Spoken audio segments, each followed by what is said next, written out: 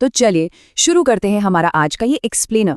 आज हम एक ऐसी चीज के बारे में बात करने वाले हैं जो सच में हम सबकी रोजमर्रा की जिंदगी का एक बहुत बड़ा हिस्सा बन चुकी है। छोटे वीडियोस या जिन्हें हम आमतौर पर रील्स कहते हैं। हम लोग लगातार इन डिजिटल कहानियों को अपने फोन स्क्रीन्स पर स्क्रॉल करते रहते हैं, है ना? पर क्या हमने कभी एक पल रुककर ये सोचा है कि आखिर ये अंदर से काम कैसे करते हैं? यही हमारा आज का फोकस है। इस एक्सप्लेनर में हम दिए गए सोर्स मटेरियल का इस्तेमाल करके इस पूरी वीडियो प्रोसेस को एकदम सिंपल और आसान भाषा में समझेंगे। हम बेसिकली इस बात का विश्लेषण करेंगे कि कैसे विजुअल नैरेटिव्स छोटे लेकिन बेहद असरदार डिजिटल पलों में बदल जाते हैं। ये पूरा डिकंस्ट्रक्शन इतना स्ट्रेट फॉरवर्ड होगा कि हर एक कॉन्सेप्ट बिल्कुल शीशे की तरह साफ हो जाएगा। इस पूरे विषय को समझने के लिए हमने इस एनालिसिस को 4 आसान हिस्सों में बांट दिया है। पहला, डिजिटल मोमेंट को परिभाषित करना। दूसरा, विजुअल्स की संरचना। तीसरा, कहानी यानी नैरेटिव का निर्माण। और चौथा, हमारा अंतिम निष्कर्ष। बस ये एक छोटा सा रोड मैप है ताकि हम इस टॉपिक को क्रमबद्ध और सरल तरीके से कवर कर सकें।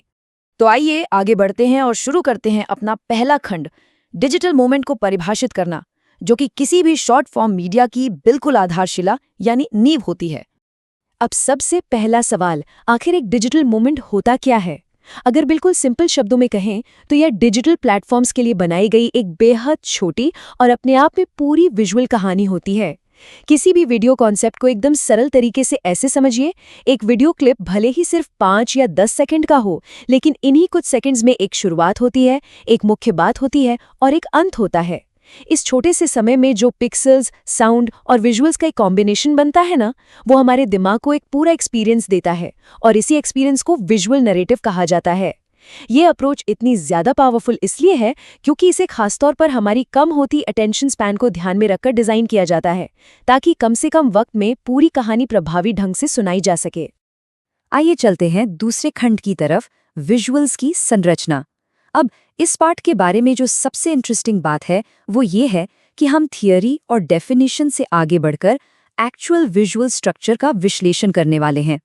इस पूरी चीज को ना वीडियो बनाने के बिल्डिंग ब्लॉक्स की तरह समझें। कोई भी असरदार रील या शॉर्ट वीडियो मुख्यतः इन 3 कदमों में काम करता है। पहला कदम है द हुक। ये शुरुआत के 1 या 2 सेकंड होते हैं जिनका बस एक ही मकसद होता है, तुरंत ध्यान आकर्षित करना। जैसे कोई बहुत फास्ट मूवमेंट, कोई अलग सी आवाज या कोई स्ट्राइकिंग टेक्स्ट। अगर ये हुक मजबूत नहीं है तो लोग तुरंत स्क्रॉल करके आगे बढ़ जाएंगे। फिर आता है दूसरा कदम, मुख्य संदेश या कोर मैसेज।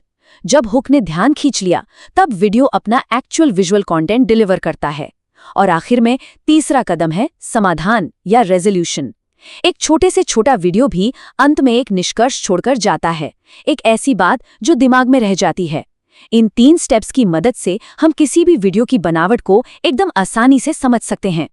यहाँ हमने अपने सोर्स मटेरियल का एग्जैक्ट डिजिटल फुटप्रिंट दर्शाया है, जो एक इंस्टाग्राम रील के इस URL पर मौजूद है। लेकिन ध्यान दीजिए, ये URL सिर्फ एक वेब एड्रेस नहीं है। इस एक्सप्लेनर के कॉन्टेक्स्ट में ये उस विजुअल नैरेटिव का एक लिटरल डिजिटल कंटेनर है।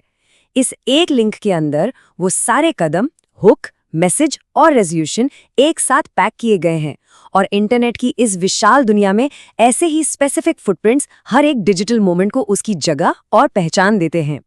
तो विजुअल्स का स्ट्रक्चर समझने के बाद अब हम आगे बढ़ते हैं अपने तीसरे खंड पर, नैरेटिव या कहानी का निर्माण, और देखते हैं कि इसका वास्तविक मतलब कैसे बनता है। किसी भी वीडियो को जब हम डीकंस्ट्रक्ट करते हैं तो 2 अलग-अलग चीजें एक साथ काम कर रही होती हैं। एक तरफ होता है विजुअल आउटपुट, यानी वो लिटरल चित्र, लाइटिंग और पेसिंग जो हमारी आंखें सीधे स्क्रीन पर देखती हैं। और दूसरी तरफ होता है नैरेटिव मीनिंग, यानी वो कहानी और मुख्य संदेश जो दिमाग प्रोसेस करता है। एक बढ़िया वीडियो को बिल्कुल सरल भाषा में ऐसे समझे, आंखें बस विजुअल डेटा कलेक्ट करती हैं और दिमाग उस डेटा को एक प्रॉपर कहानी में बदल देता है। जब तक इन दोनों हिस्सों के बीच एक मजबूत ब्रिज या कनेक्शन ना हो, तब तक कोई भी वीडियो क्लिप एक लंबा इम्पैक्ट नहीं छोड़ सकता। हमारे सोर्स मटेरियल का सबसे जरूरी सार इस एक फ्रेज में समेटा हुआ है, विजुअल नैरेटिव्स और डिजिटल मोमेंट्स। ये फ्रेज ना अपने आप में पूरी थ्योरी को समराइज कर देता है। जब एक वीडियो का रूप यानी विजुअल्स और उसकी आत्मा यानी नैरेटिव आपस में एक साथ बिल्कुल फिट हो जाते हैं, तब जाकर इंटरनेट पर वो छोटे यादगार पल बनते हैं जिन्हें हम डिजिटल मोमेंट्स कहते हैं। यही वो एग्जैक्ट इंटरसेक्शन है जो मॉडर्न वीडियो स्टोरी टेलिंग को इतना ज़्यादा पावरफुल बनाता है। ये इस बात का प्रूफ है कि बहुत ही कम सेकंड्स में भी एक गहरी और सटीक बात आसानी से कन्वे की जा सकती है। कहानी और विजुअल्स दोनों के मकसद को समझने के बाद आइए आते हैं अपने चौथे और आखिरी खंड पर, अंतिम निष्कर्ष, जहां हम इन सभी बिल्डिंग ब्लॉक्स को एक साथ जोड़कर देखेंगे। तो सबसे अहम बात ये निकल कर आती है कि पहला, जो विजुअल एलिमेंट्स होते हैं वो एक फाउंडेशनल हुक की तरह काम करते हैं।